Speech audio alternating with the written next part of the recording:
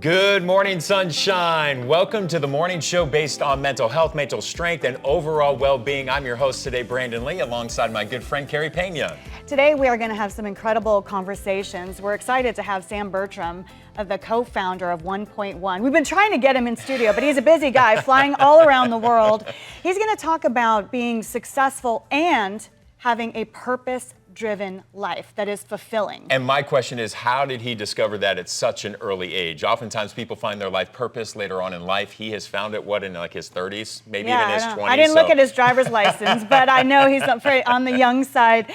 And also Dr. Tricia Pingel is here in studio, and she is going to be talking about chronic pain, how that impacts our mental health, and some solutions for people. You know, I'm curious about that conversation. I have a couple of questions because there's always a fine line when we're trying to control the opiate epidemic. And a lot of those folks who are on chronic pain, they do need opiates in order to maintain their pain. And so oftentimes there's a struggle back and forth. You know, a lot of people who suffer from chronic pain are upset about some of the new regulations that have gone into place when it comes to trying to control this opiate outbreak that we have. Yeah, and she's into natural medicine, so we'll hear from her, and she has a really good list of foods that she suggests that could help. I love that. Help our health. All right, so let's talk about what's going down right now. And this one is a little bit controversial when it comes to behavioral health. The state of California right now is considering paying people to stay sober. All right, now the initial reaction from folks who were like reading those articles and understanding what that law would actually be, they're like, why on earth would you pay somebody, a drug addict money just to stay sober? And a lot of folks who aren't really sure how behavioral health works, a lot of folks are on state access, right? Or if you're in Arizona, you're on access, right? And so the state is paying for these people to go to treatment over and over and over again. And it's a lot of money to send somebody to treatment. Let's say $50,000 to $30,000 for a month. So the state of California is like, well, listen, if we can incentivize somebody who is struggling with drugs and pay them $1,000 a month and they have to do a urine test and all the tests come back negative, then that's actually a cheaper way to get people to stay sober. It is controversial, and they say that, is it better also to have these incentives and allow people to create these goals for themselves? And I read one company, I believe in Boston, was offering $599 for people who meet these goals. So we'll continue to follow along with that. What do you think about it? I mean, me personally, I'm all for getting people to stay sober. And if you're a money person, right? If you're just a money person, what costs more, $15,000 or $1,000 a month? Right? There's your give and take. Yeah. And so I don't think there's an issue with incentivizing people with cash to stay sober. All right, we're going to go now to our story behind the story, and here is Sam Bertram coming on into the studio with us. Sam is the co-founder of OnePointOne. It's so good to see you again. So good to see you. So Sam came on my podcast, and not exaggerating, everyone... And by the way, she keeps talking about you, Sam. Yes. So, everyone was just blown away by what you had to say because you're so successful. Your company is doing unbelievable. What you talked about, though, is how you have always been, since a young age, mission-driven, and you told me that you were keenly aware of your mortality and wanting to do work with impact. Let's start there. Unpack that, Sam. Unpack that for us, Sam. If you had to live your life 1,000 times in a row, you should make your decisions based upon how boring that same decision would be 1,000 times in a row. So boring is the wrong word, or how unfulfilling or useless your decisions are in that time. So if I was to live my life 1,000 times in a row, when I make the decision to relax or do nothing and stay in bed and watch YouTube or whatever, imagine if I had to do that 1,000 times in a row. I would go back and think, that's not the most productive use of my time. So look, I'm not superhuman. I still have a lot of downtime. There's no doubt about that. But that's at least a useful framework to make decisions in the moment. But at the end of the day, life is so short, and I think that the only currency that has inherent value is somewhere on the spectrum of love. If I exchange with you money, there's value attributed to it. But if I exchange with you some form of love, and of course hate sits on that spectrum of love, if we have that exchange, it's really the only exchange or the only currency with inherent value. So I suppose those are two of the ways I think about my life and my time. Sam, can you talk to the audience about OnePointOne and what you've built? Sure. Because this thing is going, I don't know if this is a real broadcast term, but it's going bananas. Yeah. That's awesome. Well, yeah, so back in 2016, my brother and I got together and said, basically, we're going to be dead soon.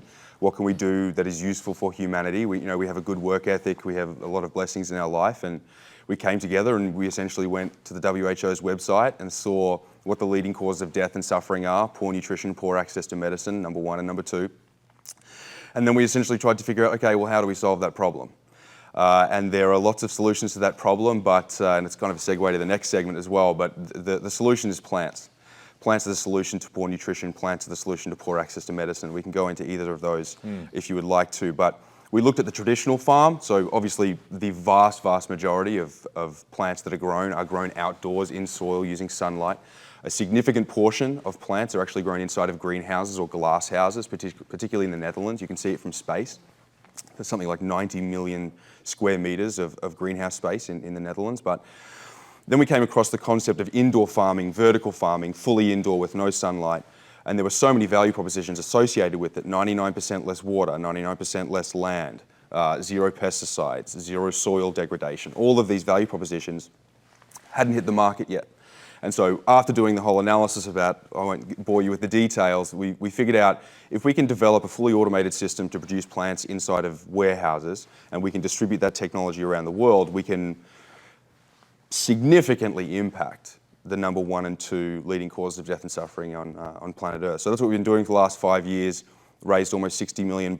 We have In your first round of seed funding, right? well, there were multiple rounds, but yeah, first business, I suppose. But yeah, this was my first job, and I'll tell you a couple of stories if you want to know about how unknowledgeable I was at the beginning of all of this. But yeah, we've raised almost $60 million. We have 80 employees in California and Arizona, and we have a farm in California, another farm in Arizona that just turned on. It's about 20 minutes, 30 minutes away. So yeah, our core competency is developing automated plant production technology, and our mission is to unleash the power of plants on human health. And you, from your website, share the mission statement. What your goal is, how many people do you want to feed? We want to feed 1.1 billion people. Wow. And that's not, I mean, he's on his way to making solutions so that these big, lofty goals can become reality. Yeah. We can get there. It'll take time. Don't get me wrong. We're not going to do that in the next 20 minutes. But the fact that your goal is to feed 1 billion people through this process, right? Kind of is aquaponics, right? Yeah, it's aeroponics. It's a slight Aeroponics, variation. okay. Yeah. Because aquaponics has been around for a little bit of time. Can you just time. school me the difference between aquaponics and aeroponics? Sure. So there's soil-based, and then there's hydroponics, which is kind of like a category. Aquaponics sits underneath that, and aeroponics sits underneath that. Hydroponics means water doing the work. It's a Greek word: hydro, water, ponos, work, water doing the work. So the roots are drinking from water. In the case of hydroponic or aquaponic, the roots are drinking from a volume of water, like a rose in a vase. Right. In aeroponic, the roots are actually drinking from a mist.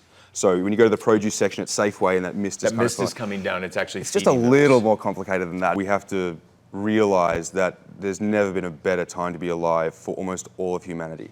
That's the first thing we have to be is grateful, is the generations before us have lived through absolute treachery and pain and horrendous conditions to get us all here. So we live in an incredible time, an incredibly prosperous time, as you identified. But at the same time, it is striking that 821 million people don't have access to food. Yeah. So yeah, it's a nice balance, because I live my days being grateful to wake up in a warm bloody bed, and spend much of the rest of the day trying to build a business to help people. But I'm one cog in a much larger machine.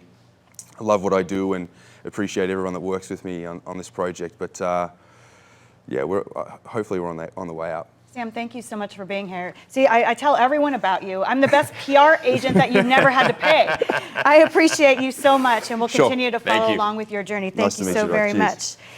And now we want to share a segment with you, an interview I did with the CEO of Child Crisis Arizona, Tori Taj. We talked about the impact that safe and supportive foster homes have on the mental health of children and families. Take a look.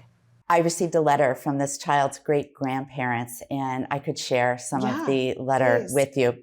Dear Child Crisis Arizona, thank you all for doing everything that you do for foster kids in Arizona. We found out about your organization because we have a great grandson in your group home. Your care and wonderful staff at the Elmwood House helped our great grandson and has changed his life. You are truly changing lives. I can see it in my great grandson.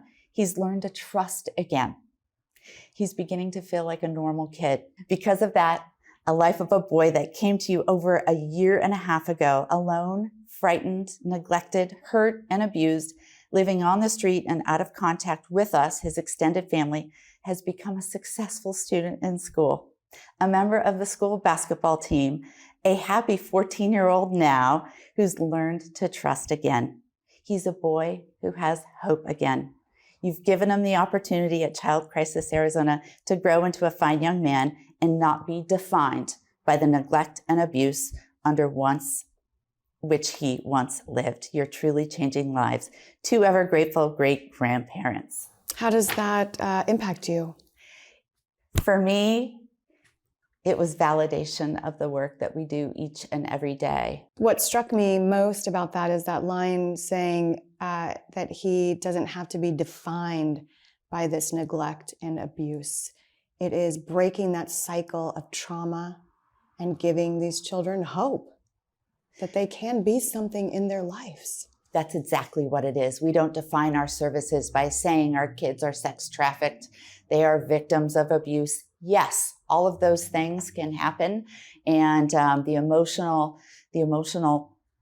abuse that they've endured for years, it can change. It can change by having people care about you, having those deep connections, having the consistency of people in your life, and having people being that positive force that you can do well in school and you are worthy and you are an incredible young man or child. Tori said that she read that letter to her staff members and they were all just crying. The work that they're doing over at Child Crisis Arizona is hugely impactful. It's hugely impactful in many ways. First off, these kids need to be loved on. And, you know, for whatever reason, whatever circumstances, they don't have parents right now, currently in their life. And so Child Crisis Arizona really is, they're stepping into that void and they're filling that void because every child needs a mother or a father. They need that love, that kind of love and compassion. And they're stepping into that. And I love the fact that this family wrote them a letter. And I'm going to just share something really quick. It reminds me when I celebrated 5 years of recovery that I went back to the hospital in Los Angeles and I gave my 5-year token to the nurses who had saved my life and a letter saying thank you for not giving up on me and giving me a second chance at life. Because what it did is gave them almost a shot in the arm to continue to do the work they do. And that letter that this family wrote to Tori and her staff will give them that shot in the arm to keep helping other kids out there. I love that. And I loved that you shared that story about your personal experience because I remember when that happened. Yes. And you told me that the nurse indicated to you how grateful she was because they never come back. They never hear from people and how the story ends. Yeah, they did. They told me, they're like, Brandon, people don't come back. Yeah. So I love that story. Now our Mind, Body, Spirit segment, and Dr. Tricia Pingel is here on set with us. We wanted to have you in studio to talk to us about chronic pain. You deal with a lot of patients who come to you. What type of pain do they come to you with the most, complaining about the most? Well, I think in general, when you look at pain, it kind of helps to define that. You know, it's real easy to look at acute pain and say, well, I injured my elbow, it swelled up, went down. When we're talking about chronic pain, we're looking at a couple things. Number one, we're always looking at inflammation. There's always inflammation somewhere. So as far as where is it, completely different in each person. Could be systemic. When you look at fibromyalgia, for example, people have chronic low back pain. That's very common. Even you could loop in headaches or chronic migraines, you know, as pain. And there's also a physiological and psychological aspect to pain. You know, I delivered my babies at home in my kitchen. Brave. Without pain management. My pain Did you do that on purpose or I just by did. chance? Oh, it was on purpose. Totally. I just had to feel I had to ask. Yeah, no, I actually planned it, if you Okay. can believe it, and I did it twice, right? But you know, when people say, well, I have a high pain threshold or I have a low pain threshold, there is actually some truth to that in the way that our mind interprets pain. And therefore, in a lot of chronic pain therapy, you have to bring in that emotional component because parts of the brain are actually involved in our, I guess, interpretation of pain in addition to the inflammation. So it's quite a process to find where it's all coming from. But I think that's the starting point. You start somewhere and you investigate and you start working on that process to relieve it. You turn on the TV these days and there are ads for fibromyalgia all over, and it's immediately sending them to the doctor's office to get an opiate, right? To get a painkiller or a pain reliever in that way. What I'm really excited to have you on today is talking about, as we say, gut health is mental health, but gut health really, the things we put in really impacts the way our bodies behave and how our bodies feel, and introducing more of a naturopathic way to help folks who do suffer from chronic pain. Yeah, well, anyone who's a parent has taken a baby to a doctor, and the first thing they ask is what are the inputs and the outputs? What are they putting into the body and what's being eliminated? And then for some reason, when we become adults, we stop asking that question. You know, but really, it's not really out of the box naturopathic therapy. It's just going back to really looking at what does the body need. It needs proper nutrition. It needs stress reduction. Right? We live in a ridiculously stressful society, and that just causes more inflammation and exasperates anything else that might be going on. So I think it's actually quite simplistic, but yet very difficult for people to commit to, especially if they are just being handed scripts. By the way, the top script for fibromyalgia typically is an antidepressant. Wow. Bringing the didn't know mind that. and the connection of the neurotransmitters of the pain to mind the pain. into the pain. So it's actually changing the way that they look at life and look at pain. Let's talk about some of the recommendations that you give to your patients. So I read your blog and you list these as the top recommendations to help fight chronic pain. Ginger, garlic, cherries, turmeric, hot peppers, leafy greens, blueberries, extra virgin olive oil. So talk to me about... Serve me up a dish. That all sounds yeah, really yeah. great, actually. You know, talk to me about how much food can really help us combat chronic pain. 100%. And as you noticed, all of those are plant-based foods. Yeah. There were no hamburgers or pizzas or chicken wings or whatever on that list. But the bottom line is plants have the medicine. They're antioxidants, all of those, potent antioxidants, potent anti-inflammatories. Those not only reduce pain and inflammation, but they help the immune system, they help your brain, they help you have a great mood. Those are also mood boosting foods. In fact, blueberries, I think it's like in 30 minutes after consumption, your serotonin levels Oh, go wow. up. I got you Blueberries. some Sounds like go to the blueberries store and get us not blueberries long for our kitchen. But they're all working together to actually benefit the body. And I always talk to my patients about when you put something in your mouth, think about what it does for you. What are you getting out of it? You know, and that's where a lot of those foods come in. And I could go on with another 100 foods, and bet. they all have some sort of impact. So what do we have here? Well, I brought a little sample from my supplement line. I think one of the ones primarily for inflammation would be the turmeric, which turmeric is a fantastic Love plant. it. And you can actually buy the root at Sprouts or Whole Foods and make your own golden milk. If you haven't tried golden milk, that's one to look up for sure. But you can also take it as a supplement. And what's nice about it is it actually can work almost like an ibuprofen when you're in acute pain. Zinc, just minerals in general. I mean, we are so deficient. And let me tell you why we're deficient. We're deficient because the stress on our body slows our digestion. If you're in the woods and you run from a bear, you don't digest your food, right? So if you're constantly running, the rest and digest phase is slowed. And when it's slowed, we have less nutrition, less absorption, more medical problems, and more inflammation and more pain. So I brought a total stress support, which is about calming down that body and focusing on the rest and digest, along with minerals, turmeric, and some vitamin D, which is so important just in general for our overall health. There were a few other therapies that I saw that you recommend to your patients. Can you talk briefly about one or a few of these? The hot and cold therapy, and then the EFT tapping. I've been hearing a lot about that. And then also you talk a lot about meditation. Yeah, I mean, the meditation, you have to calm the body to be well.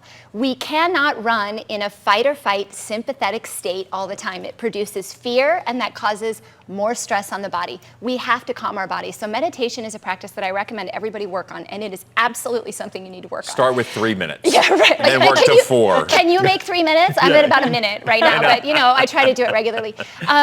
The tapping is unbelievable. There is so much research on acupuncture and tapping. And part of it is that it actually calms the anxiety and allows the body to focus on intention. Just very quickly, can you show the audience what you mean when you say tapping? Yeah, so you have to pick some sort of intention. You know, I had a bad day today, but I love myself and I'm fulfilled. And then you move on to the next section, and then you move on to the next section. And My then trauma the next. therapist had me do this in session one time. Yeah. She's a huge proponent of it. And you keep saying it 3 times every time you tap, whatever your intention is. And I think there is such a great link between our mind and our body. And so often in conventional medicine, we separate those.